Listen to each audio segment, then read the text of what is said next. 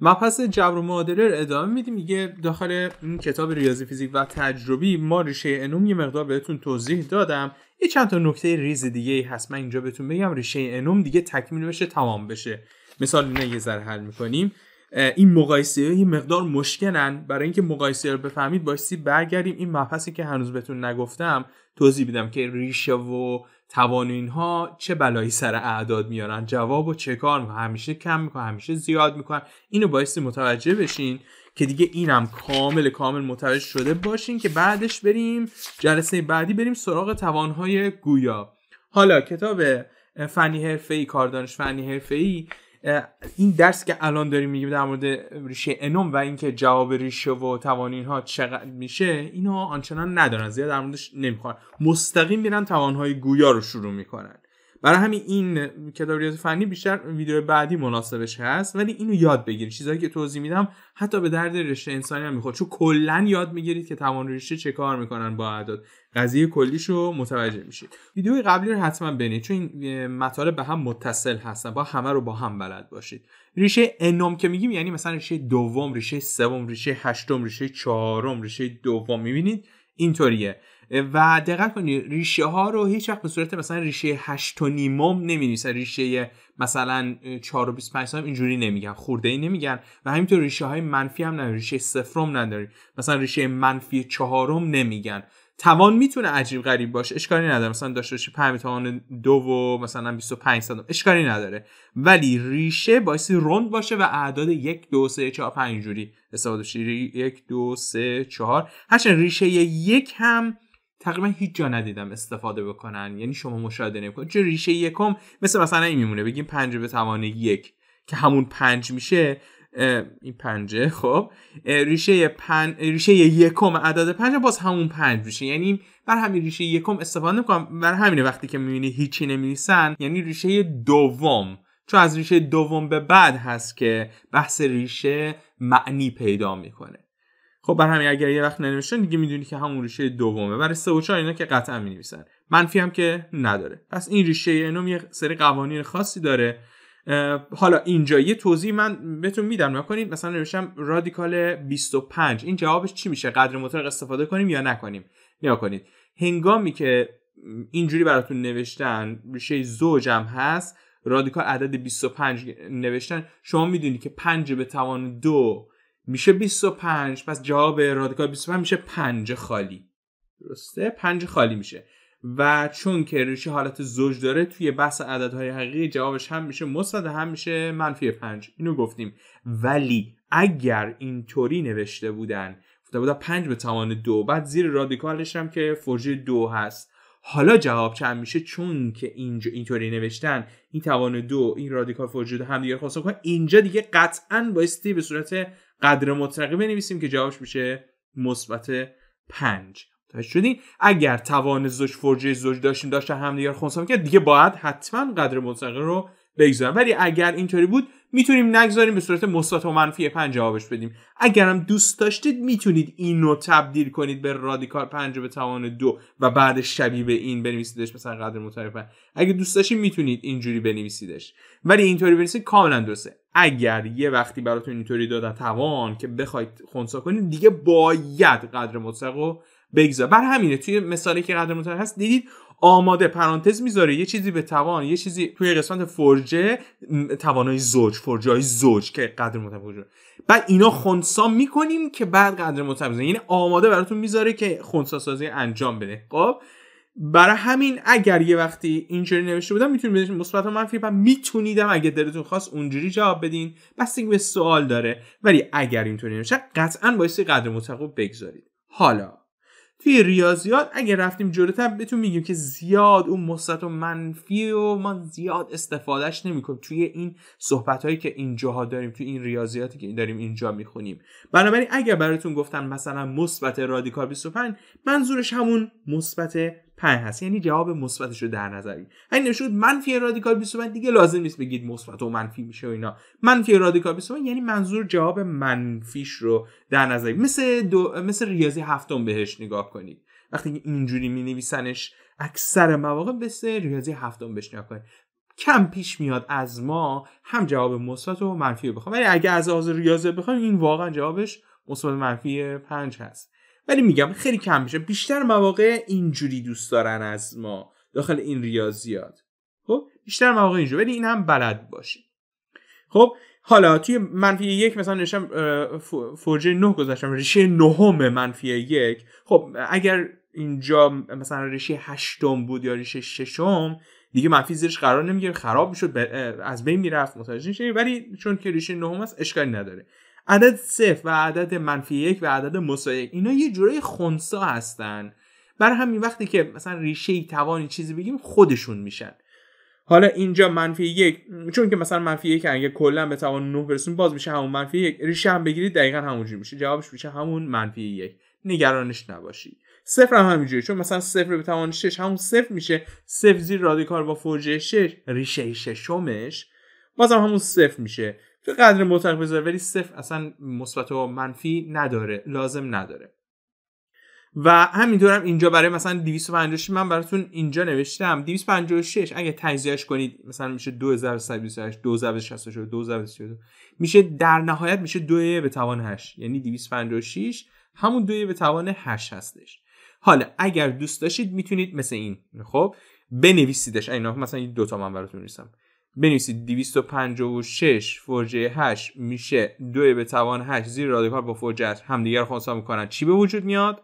قدر مطلق که بعدش میشه 2 مثبت. خب یا اینکه مستقیما جوابش بدید مثبت و منفی 2 جوابش میشه. حالا آیا این جواب درسته یا این جواب درسته؟ دوتاشون درستن، بستگی به سوال داره. بیشتر مواقع دوست دارن شما اینطوری حل کنید. خب ولی از لحاظ اصول ریاضیات این جوابشه. همونطوری که میدونید فرجه 8 بهتون گفتیم تو بحث عددهای مختلف 8 تا جواب داره، نه فقط 2 تا. یعنی تازه 2 تا جواب داره، خدا رو شکر کنیم 8 تا جواب داره تو بحث عددهای مختلف که ما اونا مطرح نمی‌کنیم. پس اینا رو دوست دارم بدونید، چون برخی موقع بچه‌ها گیج میشن، یه جایی میگن این جوابه، یه جایی میگن اون جوابه.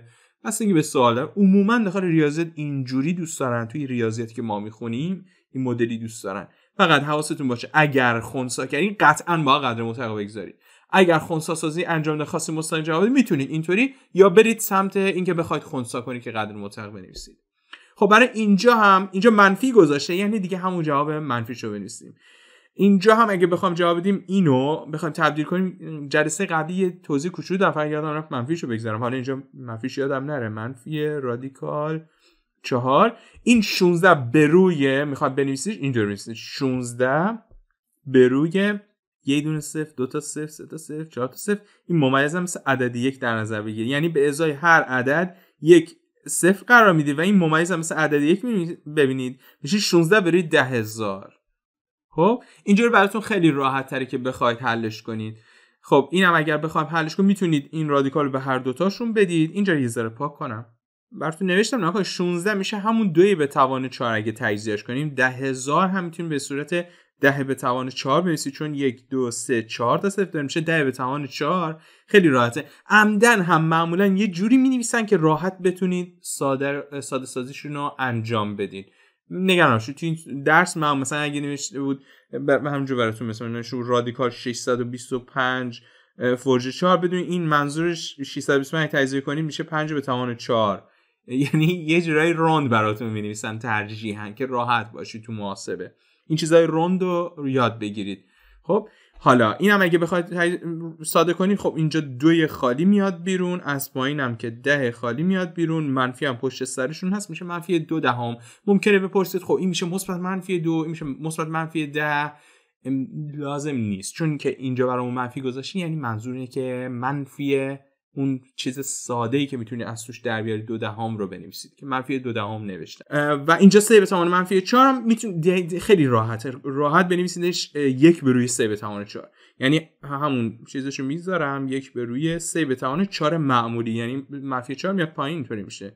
فرجه 4 هم هست. اینم چون که نوشته توان 4 اینجا هم نوشته توان 4 توان زوج هستن، قرار هم دیگه رو خنثی کنن، قدر مطلق به وجود میاد. این بالا 1 که 1 معمولی باقی میمونه چون خنثاست، پایینم قدر مطلق 3 میشه دیگه. باید قدر مطلق رو بگذارم چون خودش توان گذاشته که باید توان رو خنثی کنم، که در نهایت میشه 1/3 مثبت. حالا پایین بذاریم یا بالا بذاریم فرقی نمیکنه، اینجوری بذاریم یا منفی فکرش نکنید، خب میشه 1 سوم مثبت. این تمامی صحبت‌ها بود که در مورد ریشه NO بود. حالا میخوایم ببینیم وقتی که رادیکال میگیریم ریشه 3، ریشه 4، فرجه 5 فرقی نمیکنه، جوابش حدوداً بین چه اعدادی قرار میگیره که تشخیص بدیم این درک بهتری از این رادیکال‌ها داشته باشیم چه کار میکنن با اون اعداد. مثلا بین 2 تا 3 نوشتم، یک سریش رو جواب داد، یک سری گذاشتم به عهده خودتون. رادیکال 20 فرجه 3 بین 2 تا 3 قرار میگیره، 2 تا 3 میشه اینجا رادیکال 20 فرجه 3. مثلا جوابش میشه 2.5 یا 2.6 یا مثلا 2.2. جوابش اون اینجا حدودا قرار میگه. یا بین 8 تا 9، بین 8 تا 9 رادیکال 75 میشه، رادیکال 75. و بین -2 تا -3، -2 تا -3 میشه رادیکال -17. البته فرجه 3 هست میتونه منفی داخلش باشه، حالا اگه فرجه 4 بود منفیشو میذارم بیرون که خطایی پیش نیاد. نگاه کنید اینجا میبینیم -2 -3 نوشتم چون که اونور بزرگتر، -2 بزرگتره، اینور -3. این وقتی که میخوام بگیم مثلا یه عددی ما بین فلان تا فلان هست، داخل ریاضیات اینجوری میذارن مثلا x ما بین 2 عدده. دلیلش هم اینه که چون که نمودار این شکلیه، سمت راست نمودار معمولا بزرگتر، سمت چپ کوچیک‌تره، برای همین معمولا از این حالت نشون میدن که x بزرگتر از این یکیه و این یکی هم بزرگتر از x. اونوری ها بزرگتر از اینوری ها هستن، مثل نمودار که اونور بزرگتر از این سمت هست. داخل ریاضیات اینجوری هم داریم، ما میتونیم داشته باشیم، اشکالی نداره. ولی عموما وقتی که میخوان بگن یه عدد ما بین یه چیزی هست، از این روش استفاده کنید که به نمودارها هم بخوره، شبیه به خود بحث نمودار و اینها هم بشه. حالا من اینجا براتون نوشتم رادیکال 20 بین 2 تا 3 است. 2 و 3 رو از کجا تشخیص دادم؟ اگر رادیکال های روند رو بلد باشید میتونید به راحتی رادیکال های متفاوت هم تشخیص بدید جوابش چقدر میشه. رادیکال های روند توی رادیکال فرجه 2 ها بلدی نشون دادن. مثلا رادیکال 75 رادیکال روند بعدیش میشه رادیکال 81 که همون عدد 9 هست. رادیکال روند قبلیش میشه رادیکال 64 که میشه عدد 8 معمولی. برای اینکه تشخیص بدیم این اعداد عدد 9 توی رادیکال های فرجه 2 جذر معمولی، رادیکال معمولی 9 میشه 81 توی اون رادیکال ها. فقط کافیه که به توان 2 برسونم ببرمش رو. یا عدد 8 توی اون رادیکال ها میشه 64، رادیکال 64 میشه. عدد 2 وقتی که الان فرجه 3 هستیم، فرجه 3 توان 3 باید بهش بدم. مثل اون بود توضیح بهتون دادم که اینجا براتون مثلا توضیح بهتون دادم یه عددی داریم بر رادیکال مثلا فرجه 3، حالا اینجا بعد این عدد رو به توان این میرسونیم میبریمش داخل رادیکال، یه همچین چیزی. برای اینکه تشخیص بدیم عدد 2 توی رادیکال های فرجه 3 چی هست، بایستی اینو به توان برسونم. 2 به توان 3، این 3 هست، میشه عدد 8. یعنی رادیکال 8 فرجه 3، رادیکال 8 فرجه 3 همون 2 هست. من چون که بلدمش رادیکال 20 فرجه 3 میدونم رادیکال روند قبلی فرجه 3 ایش رادیکال 8 فرجه 3 و رادیکال روند بعدی فرجه 3 ایش اینجوری میشه رادیکال 27، رادیکال 27 فرجه 3. اگه 3 رو به توان 3 برسونیده شبیه به این میشه 27. منظورم اینه که سعی کنید رادیکال های روند رو تا جایی که میتونید بلد باشید. شما رادیکال 64، رادیکال 81، رادیکال 100، رادیکال 121 که میشه 11، رادیکال 144 که مثلا میشه 12، اینا رو مثلا بلدی تا حدودی، درسته؟ امیدوارم بلد باشید. حالا اگه بتونید رادیکال فرجه 3 ها، فرجه 4 ها یه ذره در حد مثلا 3 4 5 در همین حد هم اگه بلد باشین بسیار عالیه. من چند تاشو براتون می‌نویسم. مثلا 0 و -1 و 1 خیلی راحت، اصلا جوابی نداره. ولی 2 مثلا رادیکال 4 میشه توی فرجه 2. حالا تو فرجه 3 یا میشه رادیکال 8، فرجه 3 شو بذاریم. توی فرجه 4 یا یه ضرب در 2 دیگه کنیم، فرجه 4ش میشه 2 ضرب در 2 ضرب در 2 ضرب در 2 میشه 16. توی فرجه 5ش میشه 32. ببینید چجوری میره بالا. حالا 3 رادیکال 9، رادیکال 27 فرجه 3، رادیکال این فرجه 4 هستیم میشه 3 ضرب در 3 ضرب در 3 ضرب در 3 هست، این 3 هست، میشه 3 3 تا 9 تا 3 3 تا 9 تا 9 9 تا هم 81. جوابش میشه 81. یعنی 81 فرجه 4 همون عدد 3 معمولیه، ولی 81 فرجه 2 میشه عدد 9 معمولی. مراقب باشید، متوجه میشید در چه اتفاقی میفته. و همینطور فرجه 5ش میشه 81 ضرب در 3 دیگه کنم میشه 3 8 تا 24 تا 243. فرژه 5ش میشه عدد 3 معمولی، میشه 243. حالا تمیز اینجا براتون نوشتمش تا حدودی تمیز. اینجا ریشه 2 هست، اینجا ریشه 3، اینجا هم ریشه های 4 همون فرژه 4، و اینجا هم ریشه های 5 تو این ردیف مثلا ریشه 5. اینجا براتون نوشتمش. این مقدار خیلی دیگه کارمون راحته. فقط کافی نگاه کنیم مثلا منفی 90 فرژه 3. به فرژه 3 یا دقت کنیم. منفی 90 بین چه چیزایی قرار میگیره؟ بین منفی 64 تا منفی 125. نگاه کنید منفی ها رو چون که فرژه 3 هست میتونم داخلش بگذارم، میتونم بیرون بگذارم، اشکالی نداره. ولی اون فرژه زوج، فرژه زوج دیگه منفیشو باید بیرون بذارم وگرنه خطا میشه که رعایت کردیم اینجا. 0 و 1 و اینا هم که کارمون خیلی راحته، اصلا هیچ مشکلی نداره. ببینید خیلی راحت، مثلا همون توضیحی که دادیم. خب بین منفی 64 تا منفی 100، یعنی بین منفی 4 تا منفی 5 هستش. منفی 4 تا منفی 5 رعایت هم کردیم، منفی 4 اینور منفی 5 اینور کاملا درسته. 250 فرژه 3، فرژه 3 250 میشه بین اینجا، بین 216 تا 343. دیگه تون می‌نویسم که دیگه وقتمون گرفته نشه. میشه چی؟ بین 6 تا 7. بین 6 تا 7 اینجا میشه بین 6 تا 7 250 فرژه 3.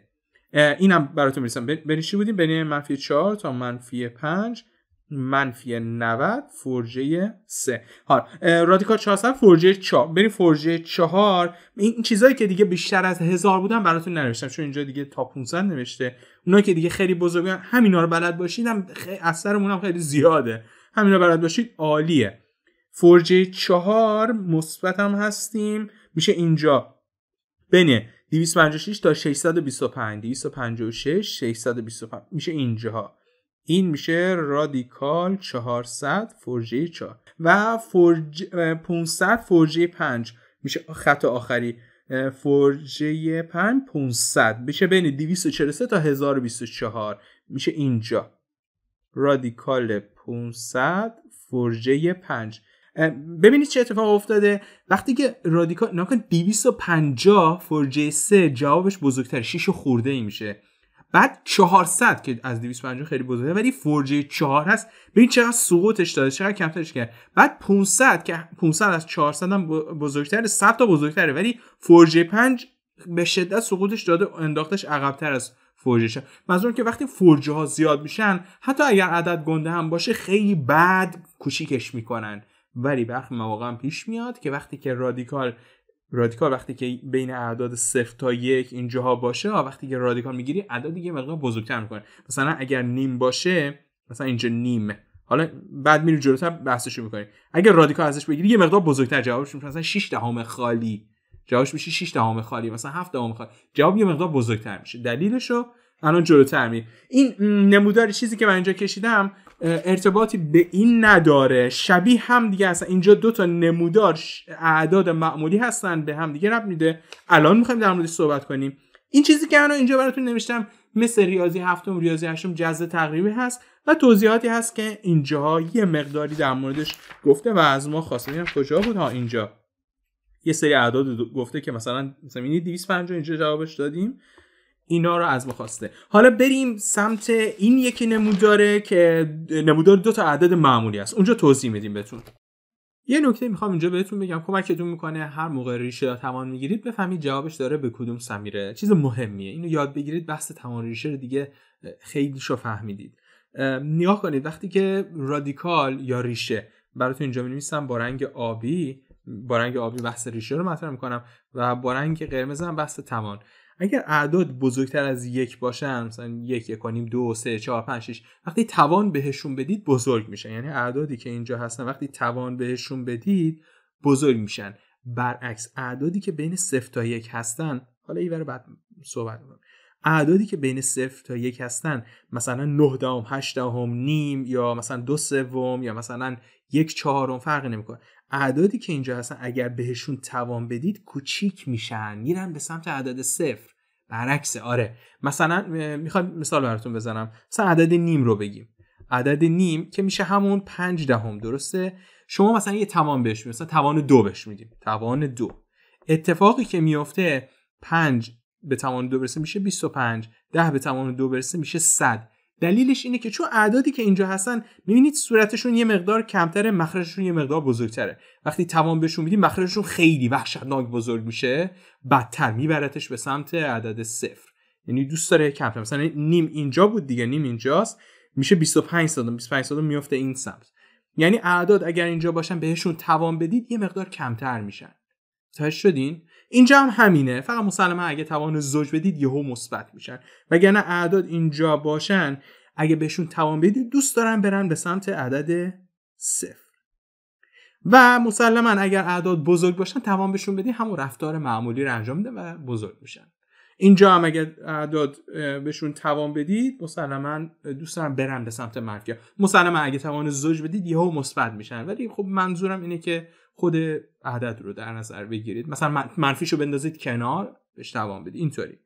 خب حالا ریشه هم دقیقاً برعکس توان عمل میکنه. مسلما اعداد بزرگی که ما الان خود مثلا رادیکال 9، رادیکال 100، رادیکال فلان، همه این رادیکالایی که خود حالا ریشه های مختلف هم باشه اشکالی نداره.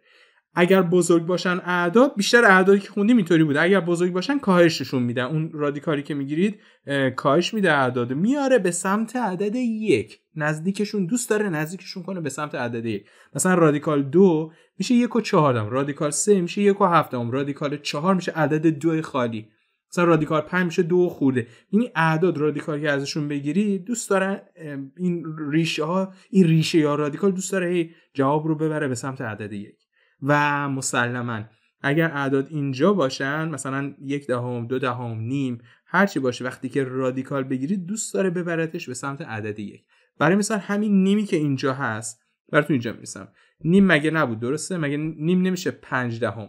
اگه یه رادیکال بهش بدین، یه جذر ساده، ریشه 2، خب اتفاقی میفته رادیکال به 5 میخوره، رادیکال به 10 هم میخوره، ولی رادیکال 5 رو کم میکنه ولی رادیکال 10 رو خیلی زیاد کم میکنه. اگه دقت کنی رادیکال ها برعکس توانن دیگه. مثلا نکن رادیکال 100 تبدیلش میکنه به 10 خالی، بعد رادیکال 9 میشه 3. یعنی رادیکال 9 میبینید چقدر کم شده، ولی رادیکال 100 چقدر بدتر کم شده.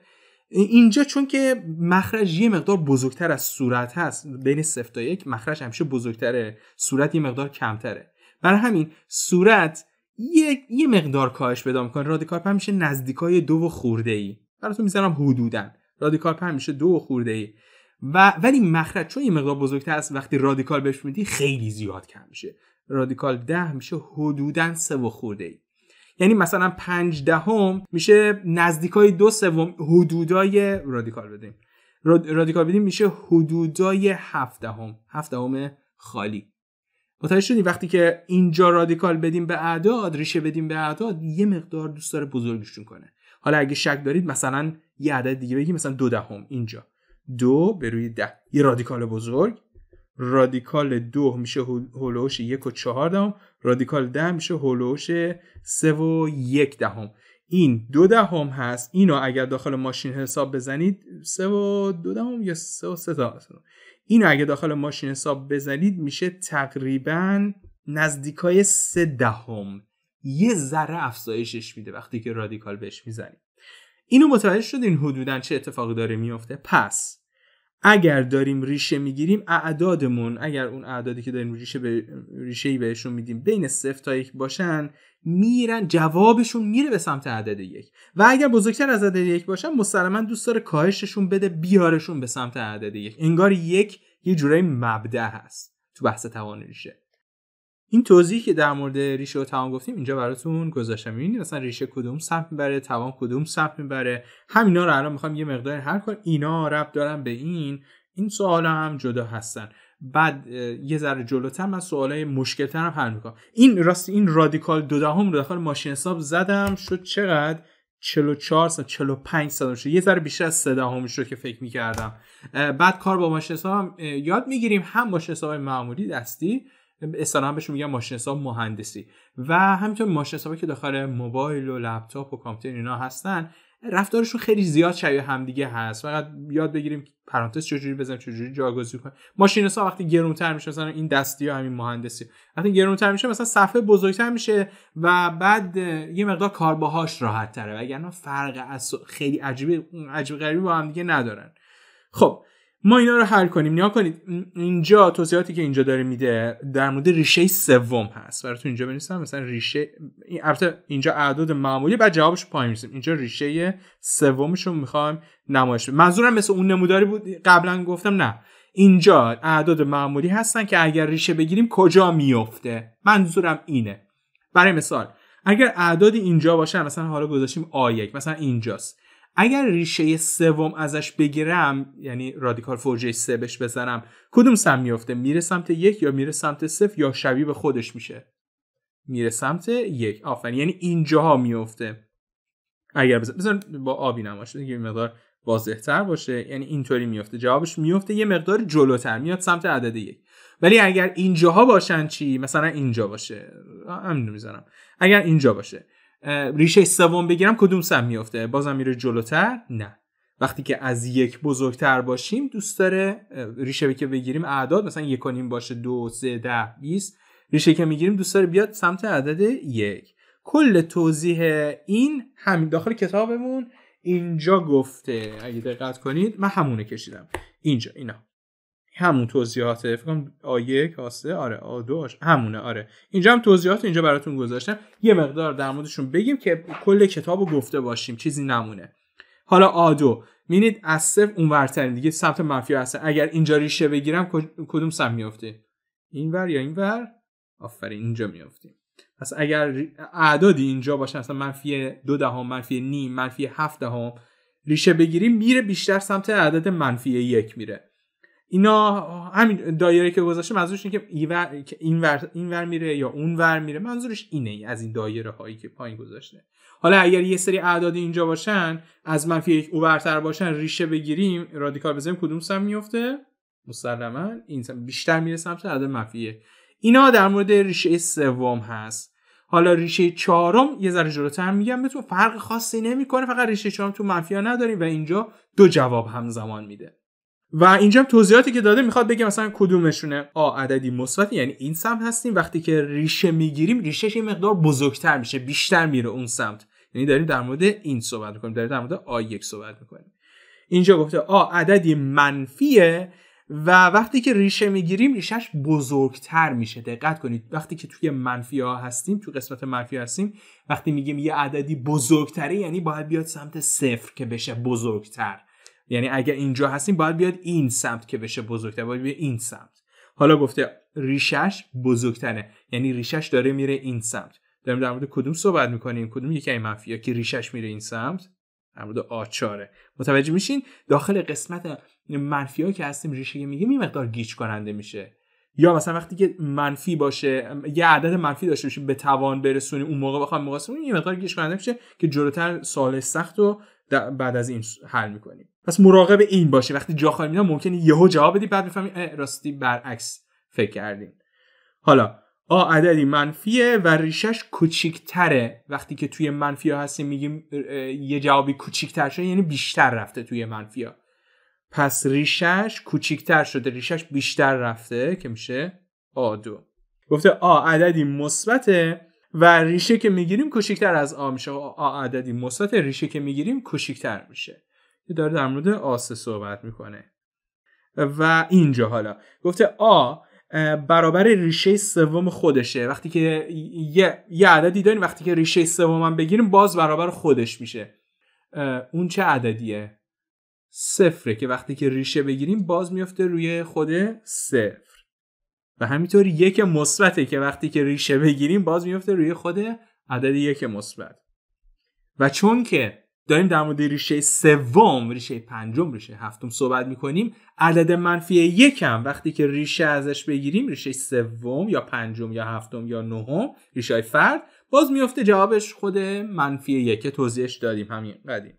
حالا اگر ریشه زوج بود مثلا ریشه چهارم یا مثلا گفته یه رادیکال ساده یا جذر ساده میگیریم اون موقع فقط 0 و مثبت 1 بودن که برابر میشه، چون منفیش حالت اعداد مختلف میشه و میگیم جواب نداره اصطلاحاً و در مورد رادیکال های زوجی که این توی قسمت منفی هستن صحبتی نمی کنیم اینجا. اینم توضیحش همینه. حالا اینا رو یه مقدار با هم دیگه کنم. من یه نمودار ساده‌ای بکشم. گفته مثلا بین 0 تا 1 قرار داد. در مورد اون صحبت میکنیم. اون دیگه تموم شدن. حالا اینجا گفته A بین 0 تا 1 قرار داره، یعنی اینجا هستیم، بین 0 تا 1 اینجا هستیم. اگه توان بدیم، توان 2 بدیم یا توان 3، کدومشون بزرگتر میشن؟ مثلا اگر یه عددی اینجا باشه توان 2 بدیم میفته این و توان 3 بدیم بدتر میره سمت 0، یعنی توان 3 کوچیکتر میشه. توان 3 کوچیکتر میشه، توان 2 بزرگتره. دوتاشون میرن سمت 0 ولی توان 3 خیلی بدتر میره سمت 0.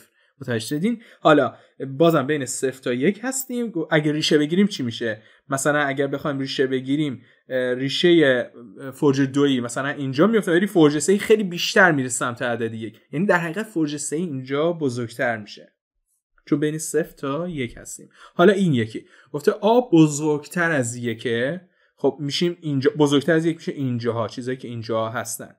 حالا اگر یه چیزی داشته باشیم توان 2 بهش بدیم با اینکه توان 3 بهش بدیم، چه اتفاقی میفته؟ توان 2 میره جلو ولی توان 3 خیلی بیشتر میره جلو که منطقی است. مثلا 2.5 یا 3 یا عدد 5 مثلا به توان 2 برسیم میشه 25 به توان 3 میشه 125 و توان 3 مسلما خیلی بزرگتره چون که توی مثبت ها هستیم، مثبت 1 مثبت به بالا هستیم. حالا باز توی این قسمت 1 به بالا هستیم. وقتی اگر ریشه بگیریم یا ریشه فرض 3 بگیریم کجا میفته؟ خب مثلا اگر ریشه فرض 2 بگیریم مثلا 2.5 هستیم، بعد ریشه فرض 2 بگیریم مثلا حدودا اینجا میفته ولی فرض 3 بگیریم خیلی عقب‌تر، خیلی میره سمت عدد 1. حالا کدوم یکی بزرگتر؟ این یکی یه مقدار بزرگتر است. دوتاشون دارن کم میشن ولی این یکی خیلی بدتر میره سمت عدد 1، این یکی یه مقدار هنوز جا داره.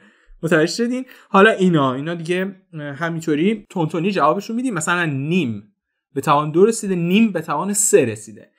این نیم به توان 3 میشه 125 هزارم، این نیم به توان 2 میشه 25 صدم. اینجا بذارم 25 صدم که میشه همون 250 هزارم که مسلما این یکی بزرگتره. اینجا هستیم، نیم هستیم، توان 2ش مثلا میفته اینجا، توان 3ش خیلی میره این بر.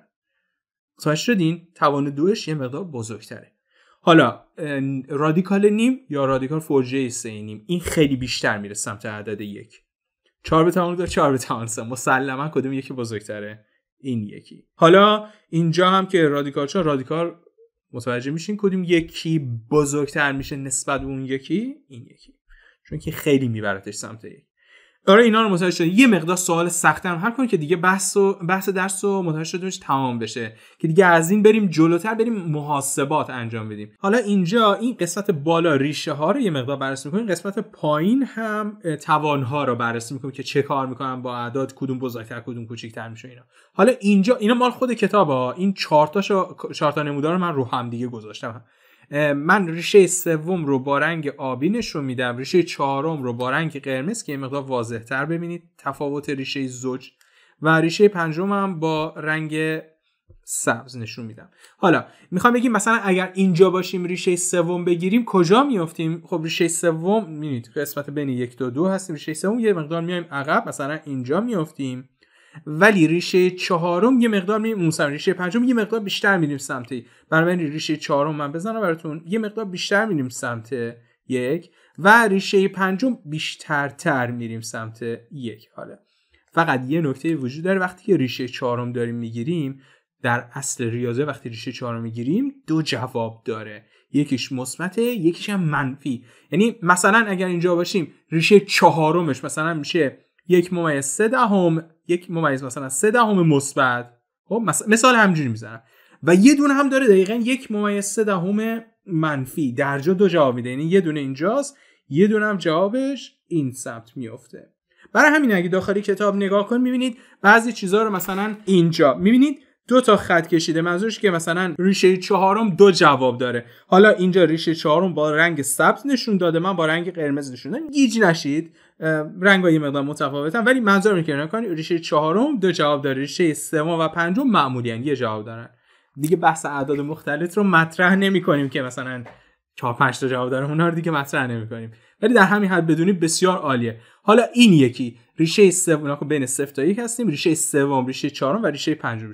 ریشه سوم مثلا اینجا میفته، دوست داره بره سمت 1، ریشه چهارمش این قسمت میفته، یه مقدار بیشتر میره سمت 1 ولی همزمان یه دونه جواب مثبت داره و یه دونه هم جواب منفی، دقیقاً به همون اندازه. کجا؟ نزدیک یکی. اینجا یه دونه هم جواب منفی داره. خب و ریشه پنجمش بیشتر میره سمت عدد 1. متوجه شدین حدوداً داره چه اتفاق میفته؟ بسیار عالی. حالا بریم سمت قسمت منفی‌ها که تو آخر قسمت منفی‌ها ما اجازه نداریم ریشه 4 بگیریم. خب ریشه 4 من نمیتونم تو قسمت منفی‌ها بگیرم. فقط ریشه 3 و ریشه 5 میتونم بگیرم که ریشه 3 و ریشه 5 میریم سمت 0 یا میریم سمت منفی 1. ریشه رادیکال میریم سمت منفی 1.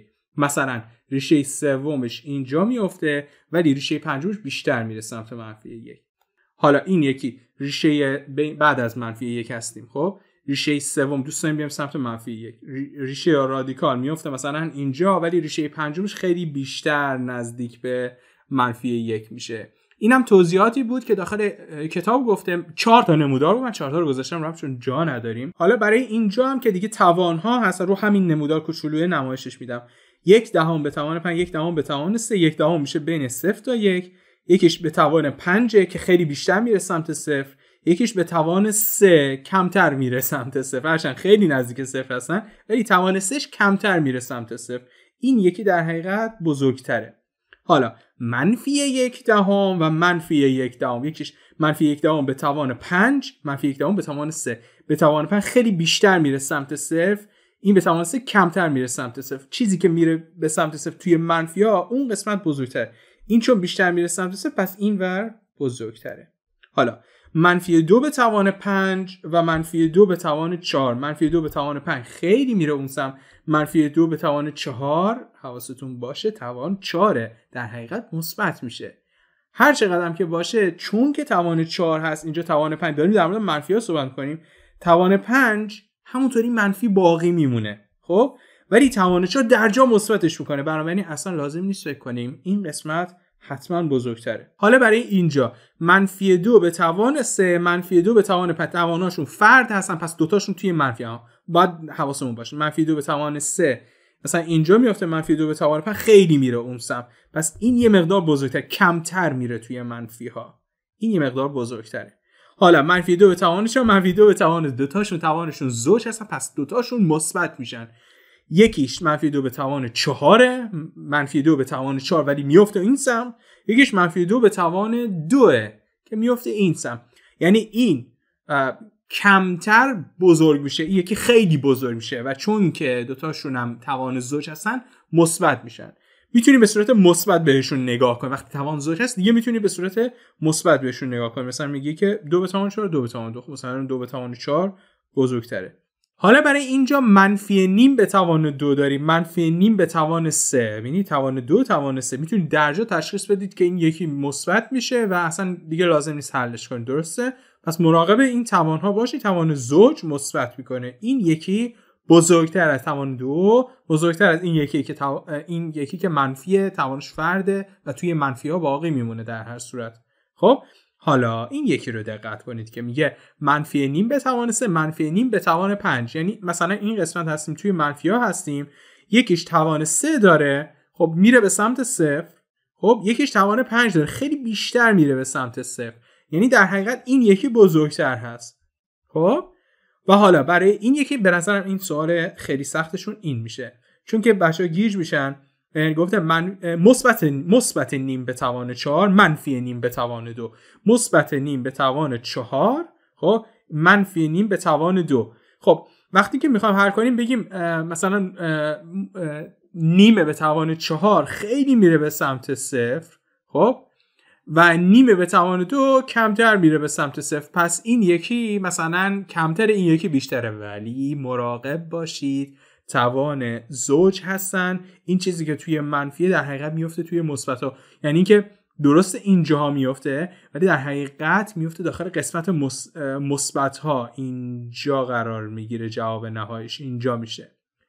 یعنی از توان 4ش اوورتر میفته. بهتره که بدون توان، وقتی که توان زوج دارم بهتون گفتم بدون توان بهشون نگاه کنید. یعنی اینجا بگید نیم به توان 4، نیم به توان 2.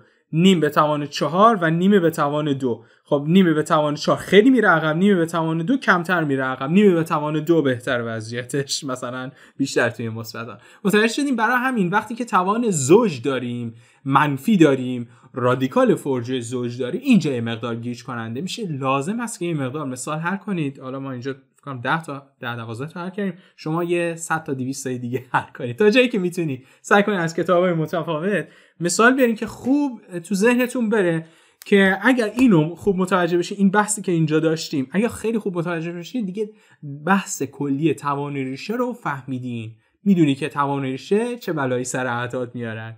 ما این 4 تا نموداری که اینجا بودن، من داخل یه دونه نمودار براتون کشیدم، فقط گفتم حواستون باشه رنگا با هم دیگه فرق میکنن که زیاد مهم نیست. اینا رو که جلسه قبلی گفتیم، مثالی که اینجا حل کردم همینجا براتون گذاشتم. و بعد از این دیگه بیشتر میریم سراغ توانهای گویا، که توان گویا یعنی اینکه همون رادیکال ها رو، حالا فرجه 3 باشه، 4 باشه، 5 باشه، هر چیزی، اینو تبدیل میکنیم به یه چیزی که داخل توان این قسمت مخرجش میشه اون فرجه ها. مثلا فرجه 5 میشه یه چیزی به توان 1/5، حالا هر چیزی که بخواد باشه، من x میذارم x. خب که تبدیل کردنشون خیلی خوب به دردمون میخوره، چون توان همه ریشه ها رو شبیه به توان میبینیم. سپس وقتی که میخوایم ضرب کنیم، حتی توان با توان جمع میشن یا توان منهای توان میشه، وقتی اون موقع ریشه هم میتونیم مثل توان بهش نگاه کنیم، خیلی کارمون رو راحت میکنه. که قبلش یه مثال کوچولی زدیم توی ویدیوی قبلی، فکر کنم گفتم بهتون. دیگه این حل کردنیه یه مقدار بهتره، یه مقدار بیشتر دوست خواهید داشت و اینم بحث توان ریشه. جلسه بعدی خیلی برای کتاب رشته فنی و حرفه‌ای مهم هست. این صحبتایی که کردیم رشته ریاضی فیزیک و تجربی قطعا به دردشون میخوره. رشته انسانی میتونن استفاده ببرن ولی احتیاج نیست. رشته فنی هم حتما استفاده ببرن. درسته که توی کتابشون نیست اینجور چیزا، ولی یاد بگیرید. خیلی خوبه که اینا رو بلد باشید و اصلا بدونید که توان ریشه داره چه کار میکنه. و بعد از اینم دیگه میریم سراغ حل کردنیات. یه کارمون یه مقدار به نظرم راحت تر هست. این از بحث توان ریشه که امیدوارم به خوبی این قسمت رو متوجه شده باشین.